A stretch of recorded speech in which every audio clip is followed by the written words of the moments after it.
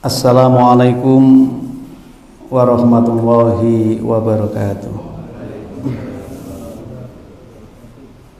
Bismillahirrahmanirrahim. Alhamdulillahirabbil alamin. Assalatu wassalamu ala asyrafil anbiya'i wal mursalin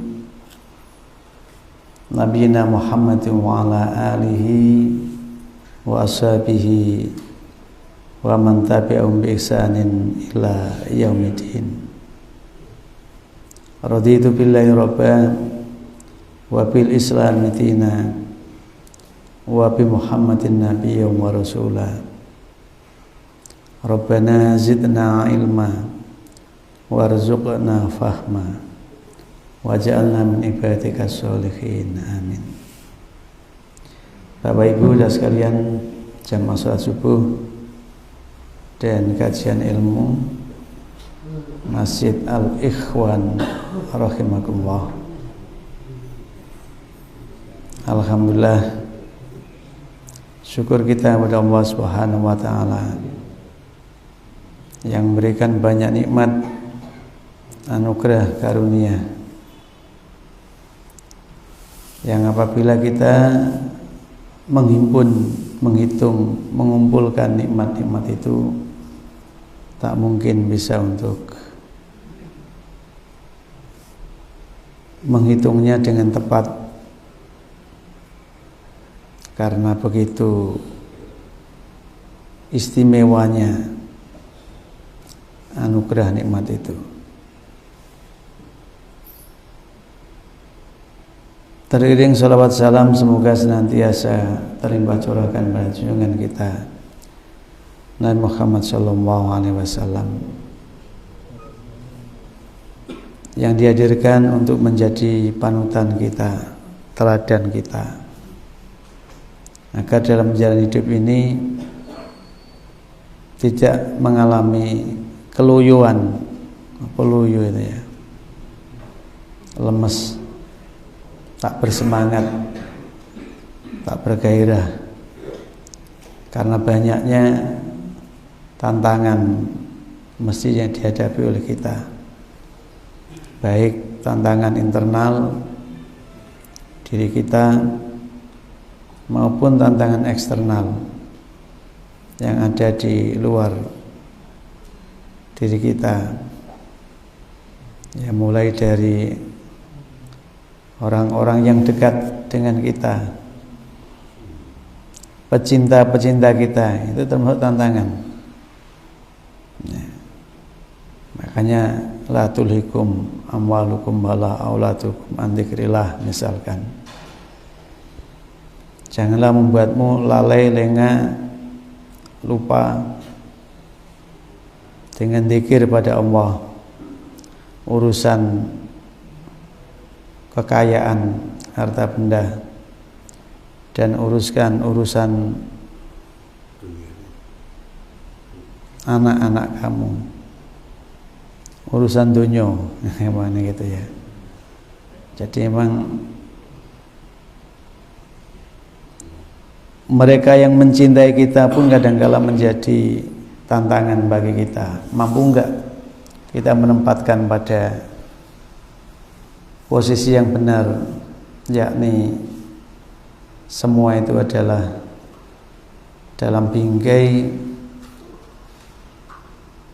cinta kepada Allah, cinta kepada Rasulnya,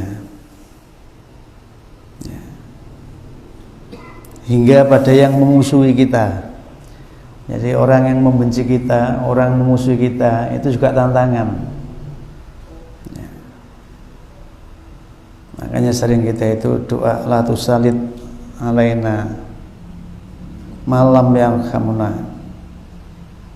Ya Allah, jangan kau kumpulin kami dengan orang-orang yang tidak menyayangi kami.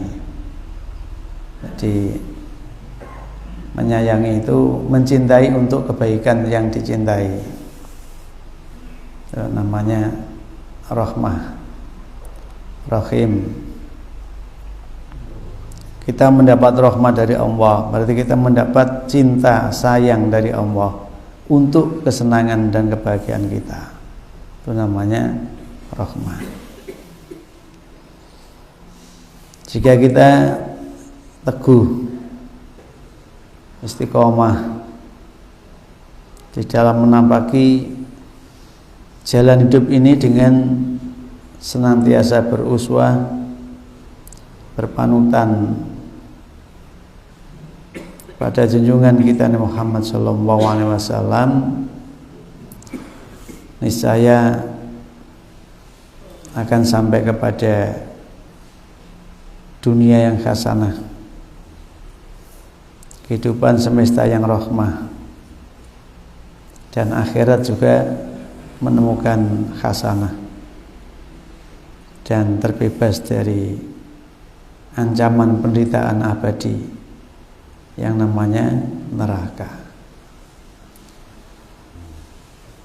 Tanggal 10 November kemarin itu kita memperingati Hari Pahlawan. Lalu kita punya tema besar, pahlawanku, teladanku.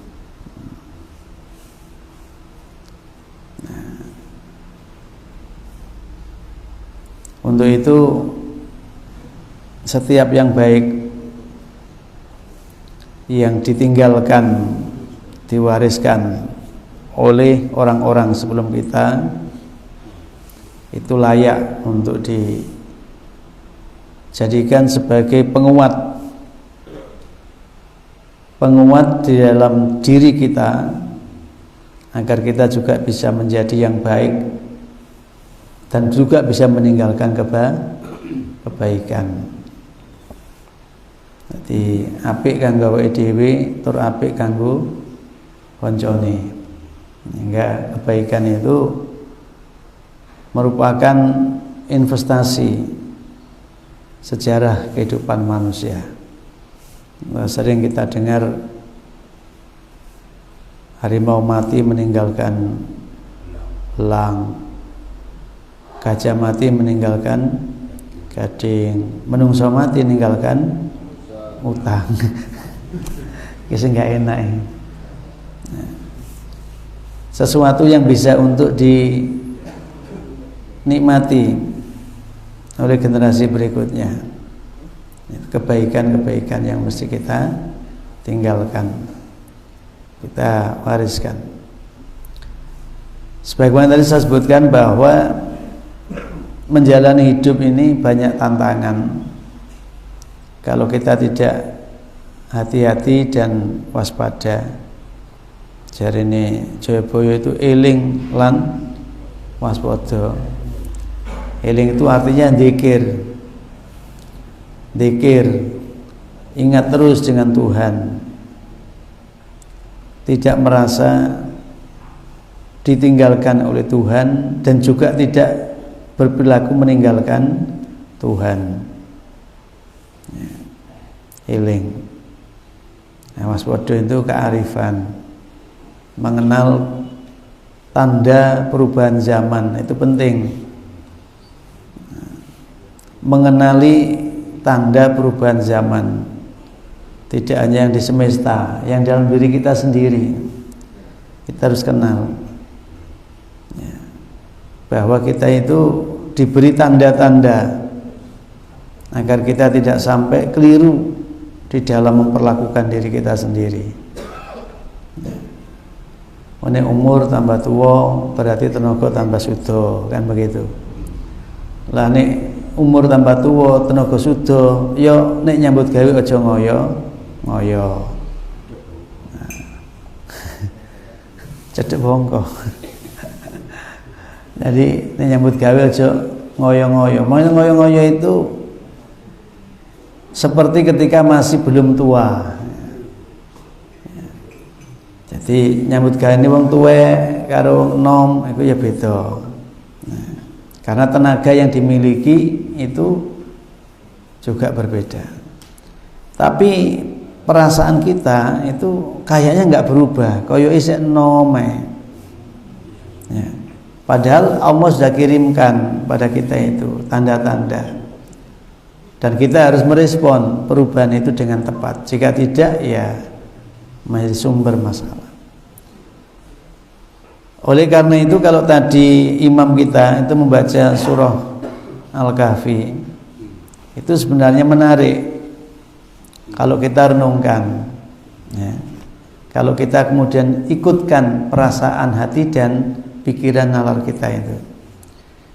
Ya, misalkan di ayat yang pertama itu disebut a'udzubillahi minasyaitonirrajim, alhamdulillahilladzi anzala 'ala 'abdihil kitab wa lam yaj'al lahu iwaja. Ini kalau kita renungkan sejenak, segala puji itu milik Allah. Kesempurnaan dalam kehidupan ini hanya miliknya. Pokoknya yang layak disanjung, dielu-elu, diarep-arep, ya, karena antara ini harapan kedatangannya dan kedatangannya itu pasti lebih indah kedatangannya daripada harapannya. Maka yang layak, ya. Nah, dhewe nang liyane Gusti Allah iku antara sing diarep-arep karo kenyataan nek teko temenan iku iso beda. Luwih apik arep-arepane timbangane kenyataane. Yang sering terjadi itu gitu. Maka alhamdulillah segala puji itu milik Allah. Jadi kalau ada apapun sanjungan yang nyasar ke kita, nyasar, itu kita kembalikan bahwa yang patut dipuji hanya Allah. Tapi bukan berarti kita nggak boleh memuji, ya. Karena kalimat yang bagus itu menjadi spirit bagi yang mendengarkan. Nah, sampean ngomong nang bojone, sampean iki Bu tambah tuwek kok tambah ketok. Ya. Mosok tambah tuwek tambah ketok ayu ngono. Ah dikeplak karo ibune arek-arek jenengan ngenyek sampean, Pak. Tambah tua kok tambah sedep. Memangnya sayur, ya. Kok tambah, ya tambah apa ya? Tambah kero. Enggak, sing mengandung pujian loh, Pak. Jadi jenengan iki tambah tua kok tambah seger. Jadi kalimat itu kemudian membuat orang yang mendengarnya tadi itu merasa apa ya? Merasa ada kekuatan tambahan untuk bisa mempertahankan apa yang ada pada dirinya semakin baik, lebih baik, atau minimal mempertahankan. Itu ada sugesti, ada. Ya, sama terus ngomong tambah tua kok tambah kerok, tambah wis ora pecoan, spiritnya melemah. Nah, melemah itu akhirnya tampilannya akan lebih buruk lagi. Nah, makanya memuji itu boleh, bukan tidak boleh. Ya. Memuji itu boleh. Cuman ketika dipuji kembalikan alhamdulillah. Isek tahes itu semua itu tidak karena semata daur kehidupan kita, ya. Karena urip itu dari ini sampai kepada yang sempurna. Bukan itu saja, tapi karena ada kuwatul ilahi, kekuatan Tuhan yang membarengi kita. Wa nafaqtu min ruhi, dihembuskan ruh dari Tuhan itu. Nah, Allah yang maha terpuji itu, yang memiliki keterpujian, ketersanjungan, ya, itu anzala al-abdihi al-kitab, telah menurunkan dia atas beban berat tanggung jawab hambanya, rasulnya, al-kitab akan Al-Quran, akan kitab Al-Quran. Nah, yang penting di situ adalah kalau yang anzala ala abdihil kitab itu informatif sifatnya. Dia telah menurunkan kepada hambanya yang memiliki tanggung jawab berat, ya, supaya tanggung jawab itu bisa ditegakkan, bisa dilaksanakan, bisa dikerjakan dengan benar, dengan tepat. Maka dikasihlah yang namanya Alkitab, diberi kitab suci. Itu informatif. Itu bagi hambanya tadi itu, bagi Rasulnya. Yang penting bagi kita, walam yaj'al lahu iwaja, di mana kitab itu tidak ia menjadikan untuknya sebuah kebengkokan, ya, iwaj, sebuah kebengkokan. Artinya kitab itu kapanpun menjadi sebuah kekuatan yang kalau nek wong Jawa digawe sikep ya, digawe aji-aji. Kitab itu punya sifat tidak akan membuat hidup yang membawanya itu kemudian keliru atau salah.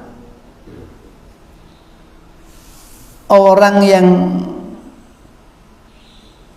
menjalani hidup sesuai dengan kitab itu, dia tidak akan keliru di dalam memilih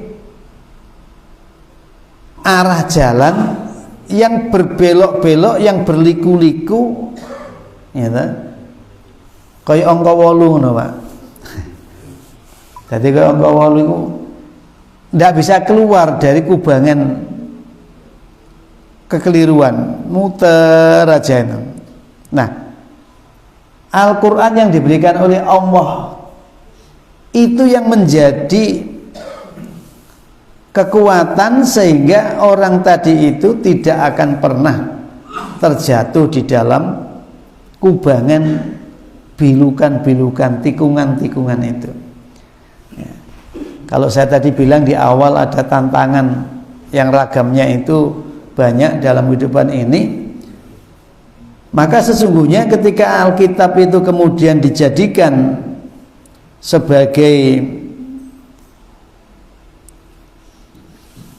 pedoman arah, penunjuk rambu-rambu, maka orang itu akan terselamatkan, ya. Orang itu akan sampai kepada tujuan dalam perjalanan hidup ini. Maka kemudian disifati pada ayat yang keduanya, qayyimal yundhira ba'san syadidan min ladunhu wa yubasysyirul mu'minin. Jadi Alkitab yang diturunkan oleh Allah itu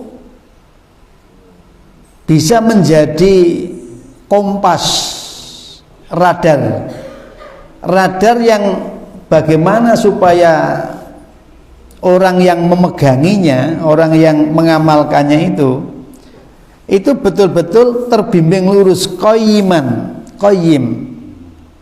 terbimbing lurus, tidak sampai terbelenggu oleh tantangan dan rintangan, dan dia bisa keluar dari setiap tantangan yang ada itu.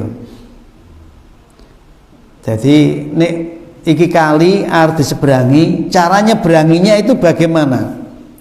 Kalau ini ada jurang, cara melompatnya bagaimana supaya tidak sampai terjatuh di lembah jurang tadi itu. Itu panduan yang lurus, bimbingan yang benar sesuai fitrah yang ada pada diri manusia sendiri. Dengan sifat dari Al-Quran, sifat dari Alkitab yang seperti itu, menjamin manusia itu dalam perilaku yang lurus, yang baik dan benar ketika menegakkannya itu sungguh-sungguh. Maka diingatkan oleh Allah liyundhira ba'san syadidan min ladunhu, supaya dia itu memberikan peringatan akan adanya ba'san syadidan, adanya siksaan yang sangat pedih, sangat mengerikan, sangat menakutkan, min ladunhu, dari sisi Tuhannya, min ladunhu, dari sisi Tuhannya. Wa yubasyiral mu'minin, dan supaya dia Rasul itu memberikan peringatan yang membahagiakan bagi mereka yang percaya. Ya, yang percaya itu disebutkan alladzina ya'maluna sholihat anna lahum ajran hasanah. Jadi orang mukmin itu ya orang yang beramal kesolihan. Kalau orang mukmin yang tidak beramal kesolihan, ya nanti dulu, ya. Walau kita sering mendapatkan mangkana akhiru kalami la ilaha illallah dakhalal jannah. Wong sing akhir omongane la ilaha illallah itu ahli surga. Tapi gak cukup ngomong la ilaha illallah. Harus la ilaha illallahnya itu menjadi support dia melakukan perbuatan-perbuatan yang solih, perbuatan yang solih. Perbuatan yang solih itu ya dimulai dari sidqul an-niyah, tulus, jujur, benarnya niat, motivasi dalam menjalani hidup ini. Jadi mulai dari suasana hatinya itu betul-betul mukhlisina lahudina hunafa, punya kekuatan. Setiap yang dikerjakan itu adalah persembahannya untuk mendapat ridho dari Tuhan semata, bukan yang lain, ya. Hingga sidqul amal, benar perilaku, tindak tanduk, yang itu kemudian dibingkai dengan wa innaka la'ala khuluqin nanti menjadi akhlak yang agung. Nah, bagi mereka yang kemudian bisa untuk mengamalkan terhadap apa yang ada di dalam Alkitab itu, maka dia punya kesolihan-kesolihan yang luar biasa. Maka ketika iman dan amal solih itu menyatu, terkait, terikat satu dengan yang lain, maka dia punya hak untuk mendapatkan imbalan yang lebih dari sekedar kebaikan yang bisa ia lakukan. Bapak Ibu yang kami muliakan, yang saya maksud bahwa ketika Allah menurunkan panduan kepada Rasulnya di dalam menjalani hidup yang penuh dengan tantangan itu, kemudian kita beruswah kepada Rasul itu, kita berteladan utama kepada Rasul itu di dalam kita menjalani hidup ini, supaya kita punya kualitas hidup yang ya mirip, ya, yang memper, atau yang kalau bisa yang sama persis. Tapi nyatanya angel untuk bisa sama persis dengan apa yang dicontohkan tadi. Karena memang ada keterbatasan pada diri manusia. Ada ketidakberdayaan, ya, pada diri manusia yang satu dengan yang lain itu beragam. Makisina fi abada, maka ketika dia berada di imbalan yang sangat baik, yang sering dimaknai dengan jannah, surga itu, makisina fi abada, mereka bermukim, berdiam di dalam kenikmatan itu selamanya, ya, selamanya. Nah, di satu sisi memberikan kabar gembira terhadap mereka yang punya iman yang lalu beramal solih, pada sisi yang bersamaan wa yundhirul ladzina qalu takhadallahu walada, memperingatkan kepada orang-orang yang keliru di dalam bertuhan, ya, Tuhan kok punya anak. Qalu takhadallahu walada. Orang yang punya asumsi bahwa Tuhan itu mengambil anak, Tuhan itu menjadikan anak, Tuhan itu punya anak. Apa anak angkat, apa anak asuh, apa anak kandung, pokoknya Tuhan itu punya anak. Karena kata memiliki itu ada kecenderungan Tuhan memperlakukan anak dengan yang tidak anak itu berbeda. Ya, ada asumsi begitu. Iki anak Tuhan, iki duduk anaknya Tuhan. Nah, ini anak-anak Tuhan itu pasti disayang Tuhan. Nah, kalau enggak anak-anak Tuhan tidak disayang Tuhan. Nah, jadi menimbulkan asumsi, persepsi bahwa ketika Tuhan itu punya anak, maka keadilan Tuhan di dalam mengatur kehidupan di jagat raya ini menjadi tidak terwujud. Nah, karena Tuhan berpihak kepada sebagian. Nah, oleh karena itu kalau kita bicara kudrat iradat Allah itu menjadi hukum sunatullah, maka kafir atau mukmin, ya, kafir atau mukmin ketika dia mengikuti sunnahnya, mengikuti ketentuan yang berlaku di kesemestaannya, di alamiahnya itu, maka dia berhak mendapatkan apa yang dia inginkan. Ya. Jadi dia akan mendapatkan apa yang dia inginkan. Jadi kalau ada orang misalkan hemat pangkal kaya, ada tahu hemat pangkal kaya. Orang gue pengen soge kudu hemat, tapi jangan dimaknai medit. Medit pangkal kaya enggak ada, karena medit itu ujungnya sama. Medit itu akhirnya ya medit, miskin. Orang medit itu orang yang paling miskin.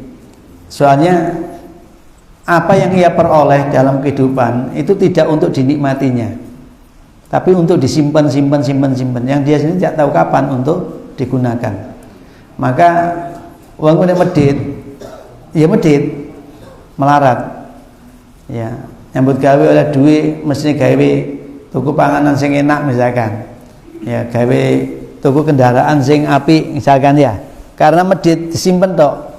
Ya, disimpan wae, dikumpulno wae. Ya, akhirnya apa? Dia tidak bisa menikmati ragam karunia Allah yang mestinya dia akan lebih baik lagi dari sebelum medit. Karena itu ayatnya tidak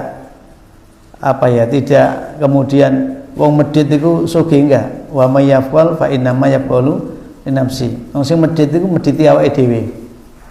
Mungkin pengertian hemat pangkal kaya itu adalah ketika mentasarufkan itu tidak berlebih-lebihan. Jadi medit juga tidak, mubazir juga tidak, ya. Tetapi berada di antara itu sumber daripada kebahagiaan dan kesejahteraan. Nah, Al-Quran yang diturunkan oleh Allah yang sedemikian itu ditanggapi oleh mereka orang-orang yang tidak percaya, yang tidak beriman, mereka yang justru membuat statement-statement atau pernyataan-pernyataan yang berdasar pada pembohongan atau pendustaan terhadap kebenaran. Maka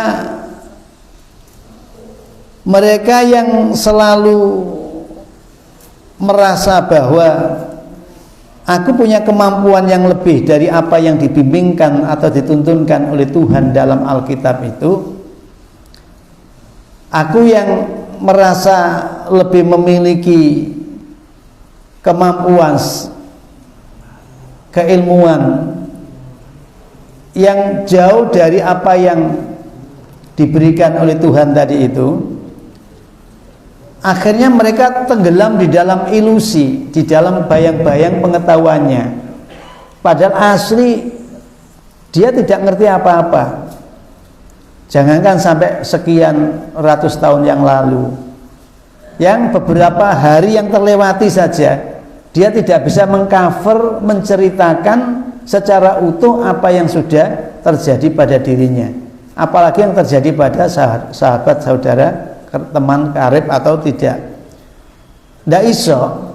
Tetapi karena dia merasa dengan pengetahuan yang dimiliki itu tidak butuh dengan apa yang diberikan Tuhan kepadanya, maka dia terbelenggu di dalam obrolan-obrolan yang berbasis pada pengetahuan-pengetahuan yang semu tadi itu. Maka di dalam ayat ini Allah kemudian mengingatkan ma lahum bihi min ilmin, maka tiadalah bagi mereka yang mempunyai pengetahuan tadi itu, ya, ma lahum bihi min ilmin, sebenarnya mereka itu tidak punya pengetahuan apapun sekiranya tidak kemudian mengikuti apa yang dipandukan, yang dituntunkan oleh Tuhan di dalam Alkitab tadi itu. Wala li abaihim, demikian pula sandaran-sandaran mereka kepada nenek-nenek moyang mereka, pendahulu-pendahulu mereka, ya, itu tidak ada dasar ilmunya. Jadi pengetahuan yang diperoleh dari hisiyah, penglihatan, ghorizah, instinktif, atau bahkan dari proses nalar, akliyah. Nalar itu akliyah, akal yang digunakan untuk membuat rumusan-rumusan mengenai pengetahuan itu. Sekali lagi, kalau itu digunakan untuk membenarkan bahwa Tuhan itu kemudian layak untuk dipersekutukan dengan ditambahi punya anak atau ditambahi dengan kepercayaan-kepercayaan yang lain, ya, maka kaburat kalimatan takhruju min afwahim iyaquluna illa kadziba. Kalau pengetahuannya tadi itu sudah ya, lahum bihi min ilmin, sesungguhnya tidak ada pengetahuan yang ia punya, bahkan yang diwarisi dari leluhurnya pun itu bukan pengetahuan, itu ilusi, ya, itu khayalan, ya. Maka kalau itu kemudian dijadikan sebagai pijakan-pijakan dalam argumen itu untuk meyakinkan orang, kemudian untuk membuat orang itu bisa mengikuti terhadap apa yang dikatakannya, maka sekali lagi Allah menyebut kaburat kalimatan takhruju min afwahihim, itu adalah sesuatu yang paling buruk, ya, dari kalimat yang keluar dari lesan mereka, dari mulut mereka. Illa kadziba, kaiyakun illa kadziba, karena tidaklah apa yang mereka sedang diskusikan, mereka sedang jadikan argumen itu kecuali sebuah kedustaan. Nah, yang saya maksud dari ini 1-5 ini memberikan satu ranah. Jikalau orang itu merasa mengetahui dan pengetahuan itu diperoleh dari ghorizah, hisiyah, akliyah, kemudian sampai falsafah, tetapi itu bertolak belakang dengan apa yang digariskan oleh Alkitab, yang digariskan oleh Quran, maka sesungguhnya ilmu yang dianggapnya itu adalah kebohongan atau kedustaan. Nah, ini kadang-kala kita sekarang ini kan berada di era yang disrupsi, ya, di era yang tak menentu, era yang penuh dengan kegamangan. Kalau kita tidak hati-hati di dalam mengikuti perubahan yang terjadi, jangan-jangan terjebak kepada tadi itu pengetahuan-pengetahuan yang sebenarnya itu tidak pengetahuan yang semestinya. Jadi kita membayangkan sesuatu berdasar apa yang bisa kita rasa, apa yang kita raba, apa yang kita lihat, apa yang kita dengar, apa yang kita tahu. Kemudian itu kita gunakan untuk membuat konsep pengetahuan, tetapi bertabrakan dengan apa yang ada dalam Alkitab. Sementara Alkitabnya ditepikan, dinafikan. Jadi saya tadi malam ketemu dengan Komisi 8 DPR RI di Kencong, di daerah sana itu, berbicara mengenai pendidikan Islam, ngobrol pendidikan Islam. Ya, saya sampaikan bahwa ketika pengetahuan tadi itu dibangun atas fakta-fakta yang keliru, maka pengetahuannya menjadi sumber malapetaka bagi kehidupan ini. Saya contohkan ketika agama itu kemudian tidak dijadikan bagian daripada nilai yang dijadikan sebagai pijakan hidup kebangsaan ini, ya tinggal nunggu saatnya saja.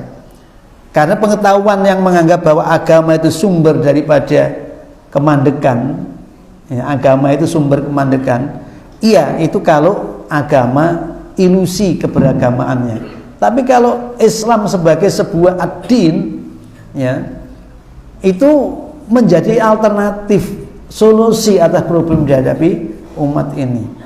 Hanya saja ketika kemudian rumusan sistem pendidikan kita itu ingin untuk menepikan, bahkan menegasikan, menghilangkan kata-kata iman, takwa, agama, maka pengetahuan yang didasarkan pada hasil-hasil telaah yang sifatnya falsafati atau akli atau nalar manusia saja tidak cukup untuk menjawab persoalan yang ada dalam kehidupan manusia ini.